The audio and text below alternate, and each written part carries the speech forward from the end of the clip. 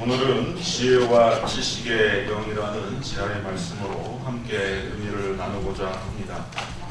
우리 성도님들, 특히 이 교회 다니신 지 얼마 되지 않는 분들이라고 하더라도 솔로몬 왕의 재판 이야기 하나 정도는 깊이 들어 아실 겁니다. 솔로몬 왕의 재판 이야기, 지혜로운 왕의 대명사입니다. 내용이란 이렇죠. 솔로몬 왕이 이제 왕위에 있을 때 두 여인이 솔로몬 왕에게 찾아옵니다. 아이를 데리고서요.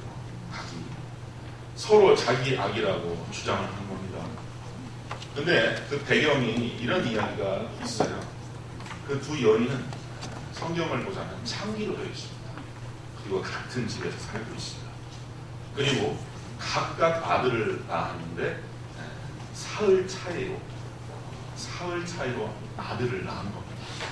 근데 그 여인 중에 한 어머니가 잠을 자다가 자기 아이를 깔고 자는 바람에 아이가 압사됩니다.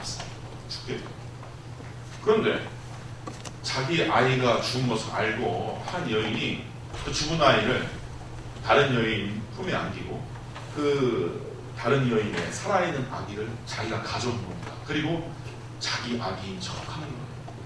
다음날 이것을 알게 된 진짜 어머니는 이 문제를 가지고 솔로몬 왕에게 찾아가서 이 아이가 내 아이니 돌려받게 해주세요 라고 하는 취지로 이제 송사를 걸게 되는 겁니다.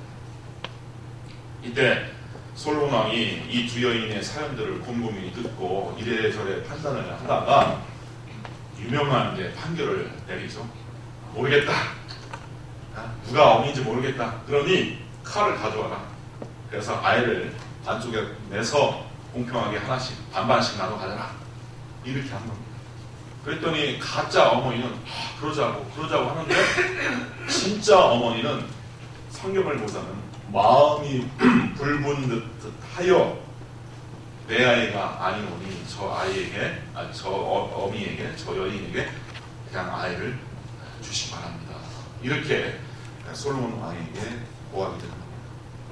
요 형국을 보고서 솔로몬 왕이 아하, 아기를 포기한 저 여인이 진짜 어머니고 반이라도 갈라서 나눠 갖자고 하는 저 여인은 가짜다 라고 판결을 했다는 거죠. 근데 이 이야기에 우리가 이 창기라고 우리 이해를 해도 좋겠지만 제가 볼 때는 유력한 또 돈이 많은 그 어떤 남자의 후첩들이 아닌가 그런 생각을 하게 됩니다. 근데 왜 이들이 그렇게 남자 아기를 절실하게 그렇게 원했느냐면은 고대 사회는 남성 부권 중심의 이제 사회이기 때문에 남편 없는 여인 같은 경우에는 이렇게 아들을 통하여서 상속을 이어갈 수도 있게 됩니다. 그래서 훗날에 늙고 병들었을 때 자기의 어떤 사회적 지위와 어떤 그 가문 안에서 여자의 권익을 보호받는 길이라고 하는 것은 후사가 된 아들을 잘 곁에서 이렇게 봉양받는 길, 그 길이 고대 사회에서 유일한 여인의 어떤 생존의 길이라고 할 수 있겠죠. 그래서 이 아들이 없으면은 안 되는 거예요. 그래서 여인들이 그렇게 아들 하나를 두고서 치고받고 싸우는 겁니다. 근데 여하튼 이 재판의 사례를 통하여 볼 때 솔로몬은 세상의 이치, 사물의 이치뿐만 아니라 인간의 본성을 정확하게 꿰고 있는 그런 지혜가 있음을 우리가 발견하게 되는 겁니다. 근데 솔로몬에게 있는 이 지혜가 나면서부터 주어진 지혜냐? 아닙니다. 이 대목에 우리가 오늘 정말 하나님께 구하여서 지혜를 얻어야 할 우리의 작정과 다짐이 있게 되는 겁니다. 이 솔로몬의 재판을 기록하고 있는 열왕기상 3장의 그 앞부분을 보면은 이 지혜를 어떻게 얻었는가에 대한 이야기 근거가 나옵니다. 당시 솔로몬 왕위에 막 올라왔을 때 아직 성전을 짓지 않은 상태입니다.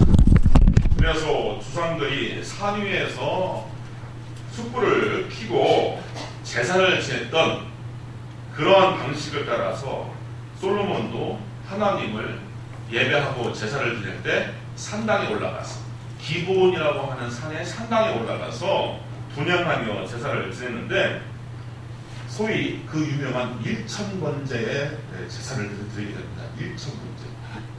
목사님에 따라서 이 1000번제를 이렇게 해석하는 경우가 있는데 그건 좀 틀립니다. 1000번 1000번의 첫날을 통하여서 3년이 넘는 기간을 통하여서 제사를 지냈다 이런 건 아니고 평상시에 드릴 분량의 1000배, 평상시에 드리는 분량의 번제의 분량의 1000번제를 드렸다는 거예요. 그러니까 어마어마한 가축들을 하나님께 드린 겁니다. 그 중심에 하나님을 향한 열망과 하나님을 향한 또 다짐, 그리고 하나님으로부터 도움받고자 하는 그런 몸부림이 그 안에 솔로몬 안에 있었던 겁니다. 그렇게 1000번제를 드렸을 때 하나님께서 솔로몬의 꿈에 나타나게 된 겁니다. 이때 하나님께서 이 1000번제를 받으신 하나님께서 응답을 내려주시는 거죠. 내가 너에게 무엇을 줄고 너는 대답하라. 이때 솔로몬이 하나님께 구했던 것은 전에 썼던 성경은 지혜를 주시옵소서라고 그렇게 되어 있는데 열왕기 3장을 우리 성도님들이 다시 보면은 이게 정확한 원어대로 다시 바뀌어 있어요. 듣는 마음을 나에게 주시옵소서 이렇게 기록하고 있습니다. 지혜라고 하는 것이 뭐냐? 듣는 마음. 우리 그리스도인들이 지혜를 하나님으로부터 받는 것은 내 안에 있는 자질과 능력으로 이렇게 우리가 세상살이를 아주 능숙하게, 아주 처세술이, 아주 고단수로 사는 그런 게 아니라 하나님의 말씀과 선포되는 말씀을 청종함에 있어서 그것이 내 것이 되는 관계 가운데서 얻어진 것이 그게 지혜입니다. 솔로몬은 듣는 마음을 주시옵소서 이렇게 청했던 겁니다. 그래서 솔로몬이 이것을 구할 때 그 말씀이 그렇게 솔로몬이 했던 그 대답이 주의 마음에 든지라. 그래서 하나님께서 대답하십니다. 너에게 지혜롭고 총명한 마음을 주노니 내 앞에도 너와 같은 자가 없었거니와 내 뒤에도 너와 같은 자가 없으리라. 내가 또 내가 구하지 아니한 부귀와 영광도 내게 주노니 평생 왕들 가운데 너와 같은 자가 없을 것이다. 그래서 하나님께서 어마어마한 지혜와 영화로움을 받겠다라고 하는 내용이 이렇게 있는 겁니다. 그러면 오늘날 우리도 솔로몬의 지혜와 같은 솔로몬의 지혜의 범과 버금되는 그런 지혜를 얻기 위해서 1000번제를 드려야 되느냐, 평시 드렸던 감사헌금, 평시 드렸던 주일헌금, 평시 드렸던 11조에 1000곡을 해갖고 곱하기 1000을 해서 드리면 하나님께서 이러한 지혜를 주시는 거냐?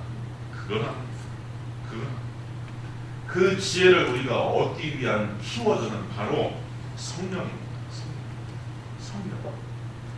그래서 오늘 성령 강림절 후 두 번째 주일을 맞이한 이 시점에 우리에게 지혜를 베풀어 주시는 성령에 대한 말씀을 나눠보겠습니다. 성도님들이 막연히 생각하는 것과 다르게 성령은 지혜의 영이며 지식의 영입니다.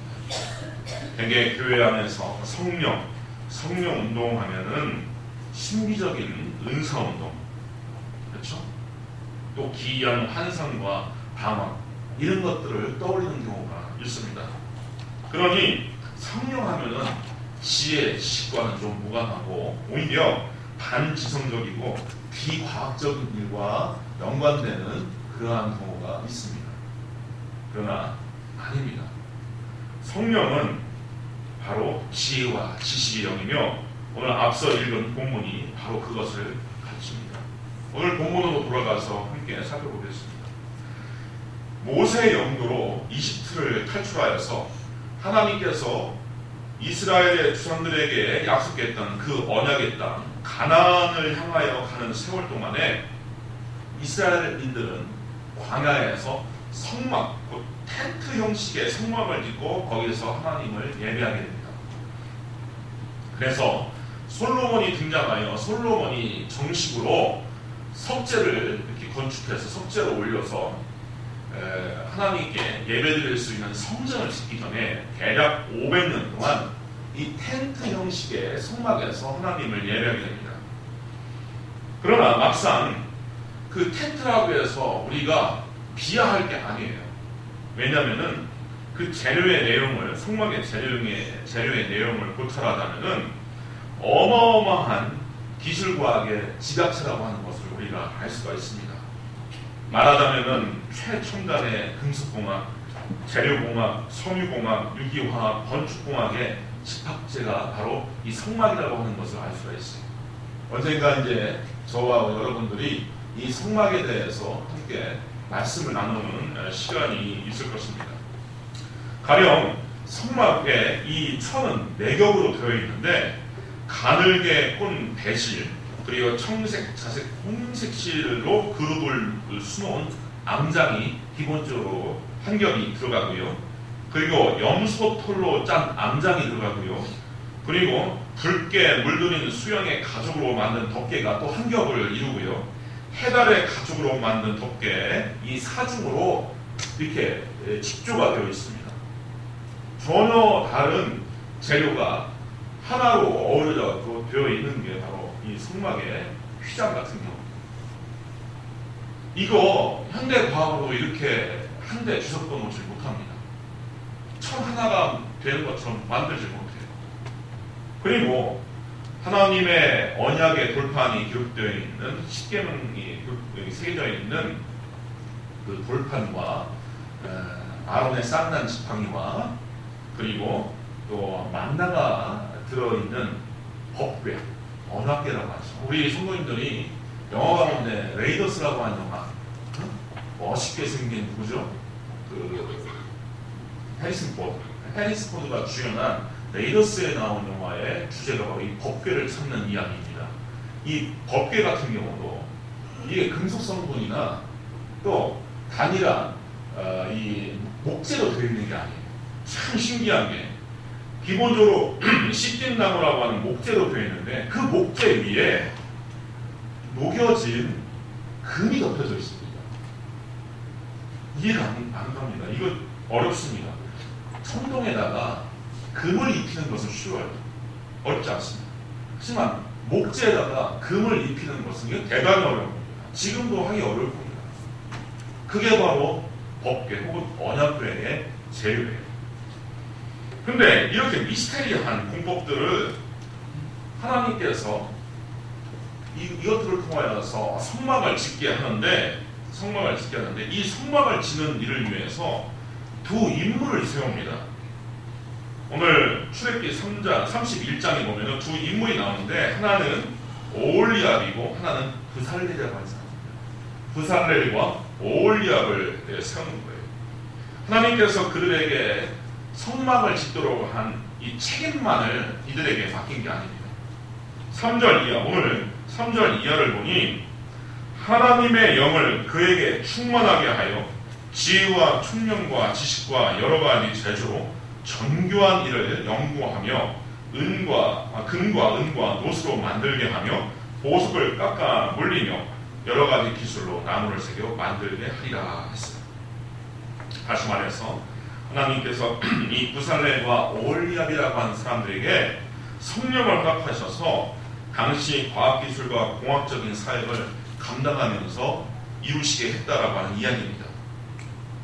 이와 비슷한 이야기가 오늘날 우리는 쓰지 않지만 초대교회 교인들과 초기 교회 지도자들이 읽고서 설교를 하고 또 인용을 했던 지혜서라고 하는 그런 책에도 나옵니다. 지혜서. 지혜서. 이 지혜서 7장 1절부터 21절을 이렇게 읽어나가면은 어떤 내용이 들어있냐면은, 그래서 나는 기도를 올려서 지혜를 받았고 하나님께 간청하여 지혜의 영을 얻었다. 그분은 나에게 만물에 대한 어김없는 지식을 주셔서 세계의 구조와 구성 요소의 힘을 알게 해주셨고, 시대의 시작과 끝과 중간, 동지 하지의 구분과 계절의 변화를 알게 해주셨으며, 해가 바뀌는 것과 별들의 자리를 알게 해주셨고, 동물의 성질과 야수들의 본능, 그리고 악한 영들의 폭력과 인간의 생각, 또 각종 식물들과 그 뿌리의 특성을 알게 해주셨다. 만물을 만드신 하나님의 지혜의 가르침을 받아서 나 솔로몬은 드러나 있는 것은 물론 감추어진 모든 것까지 알게 되었다. 이렇게 기록합니다. 예, 사랑하는 성도님들, 우리가 하나님께 기도하고 우리가 성령의 충만함을 받아야 할 이유가 여기에 있습니다. 그리고 자라나는 우리의 아들, 딸, 그리고 손자, 손녀들을 위하여서 우리가 아버지가 되어 어머니가 되어 할아버지가 되어서 그들에게 안수하며 축복 기도해야 할 이유가 바로 여기입니다. 성령이 오시면 지혜가 충만하게 되고 지식이 충만하게 됩니다. 이것은 하나님의 말씀, 하나님의 언약 가운데 분명히 기록되어 있는 것입니다. 그래서 우리가 일터에서, 학교에서, 가정에서, 사회에서 우리가 절실히 성령을 구하고 성령의 충만함을 얻어야 할 이유가 여기 있는 것입니다. 참 우리가 어려운 시절을 살고 있어요. 우리 성도님들의 일터, 직장, 또 가정, 또 우리 한국 교회, 처처에 참 어려운 일들이 우리에게 위험 요소로 또 도전으로 우리의 코앞에, 면전 앞에 다가와 있습니다. 이것, 내 소원과 능력, 내 소원과 능력으로 이거 어떻게 하겠습니까?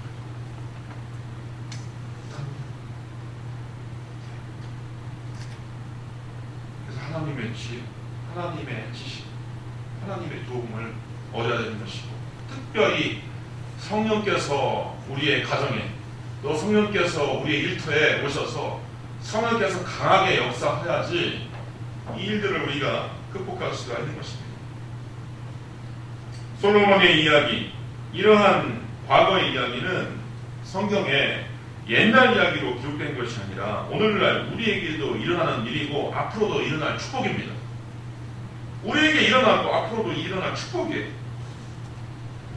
제 고등학교 선배라고 하면은 이 세간에 참 유명한 분이 몇 계시는데, 한 분은 그 유명한 황우석 박사입니다. 황우석 박사. 또 한 분이 있으면은 이어령 교수입니다. 이어령 교수. 근데 잘 알려져 있지 않지만 제가 더 존경하는 분은 바로 원종수 박사입니다. 의학 박사 원종수. 1951년생이십니다. 전쟁통에 태어나셨어요.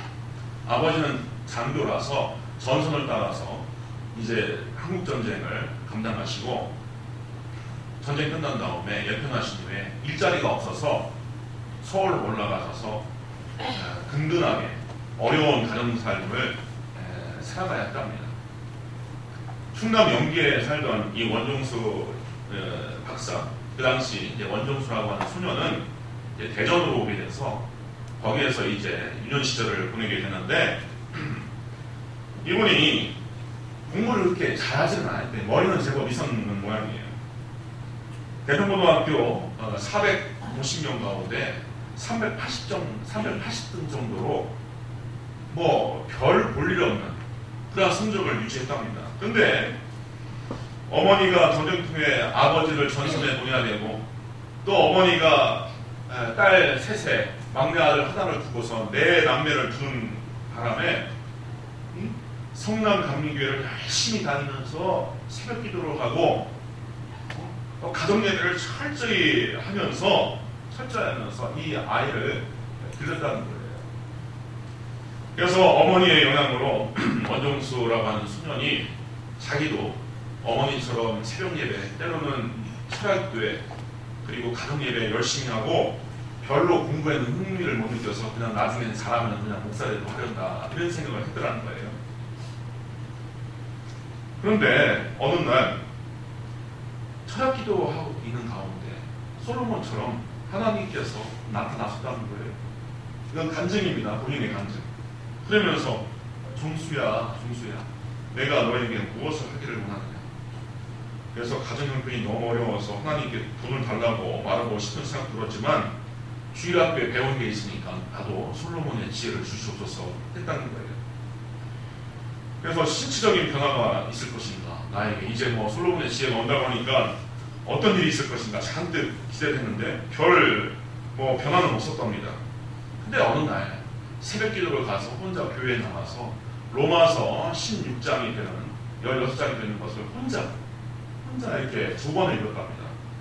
그리고서 버스 값이 없어서 성남동에서 대흥동까지 이렇게 걸어오는데 이 상점에 걸린 이 간판에서 뭔가 아른아른거리면서 자기가 읽었던 로마서의 글귀들이 이렇게 보이기 시작했다는 거예요. 이상하다. 내가 미쳤나? 응? 내가 미쳤나? 그래서 몸이 허약하고 먹은 것이 변변찮아서 내가 지금 어지럼증을 겪는 것인가? 라고 하는 생각으로 이렇게 지나쳤답니다. 그런데 어느 날 이 담임 선생님이 불러다가 이 소년 종수에게 포통을 쳤다는 거예요.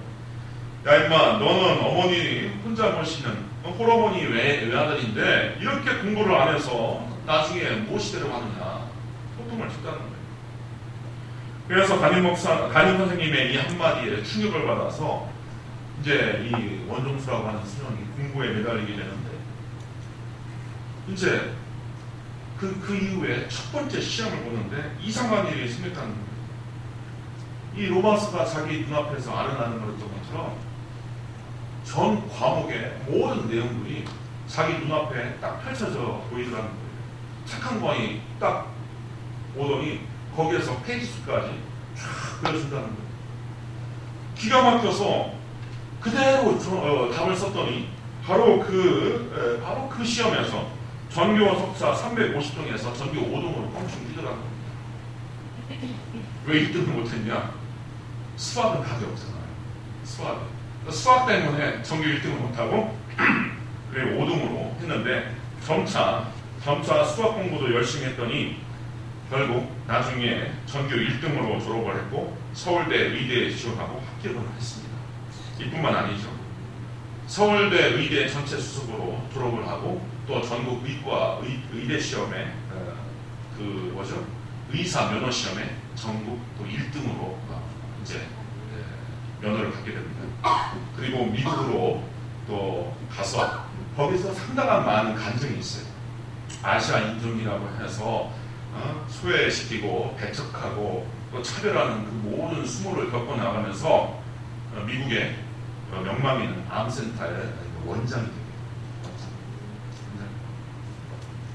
더 궁금하고 듣고 싶으면 유튜브에 원종수 권사라고 쳐서 하면은 1부, 2부, 3부, 4부작으로 이게 나와 있는데 아마 우리 성도님들에게 대단히 유익한 간증이라고 싶습니다. 꼭 들으시면 됩니다.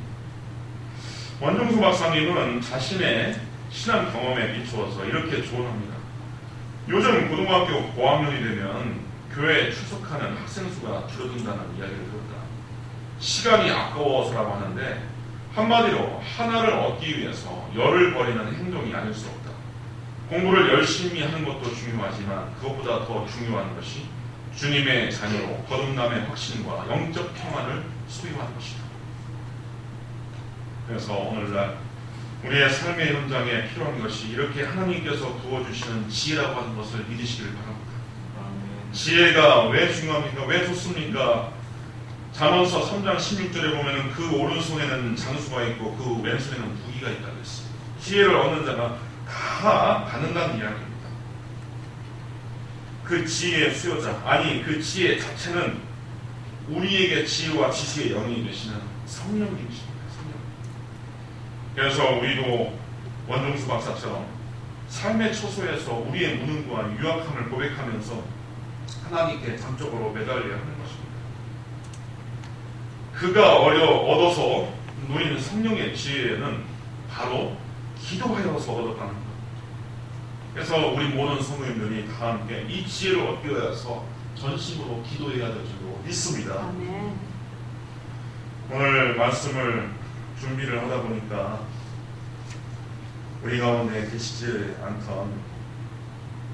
않는 고 소영철 장로님이 생각이 납니다. 저와 이 5개월의 시간밖에 갖지는 않지만 참 많은 이야기를 나누고 저와 많은 이야기를 나누고 하나님의 품에 안기신 장로님이시죠.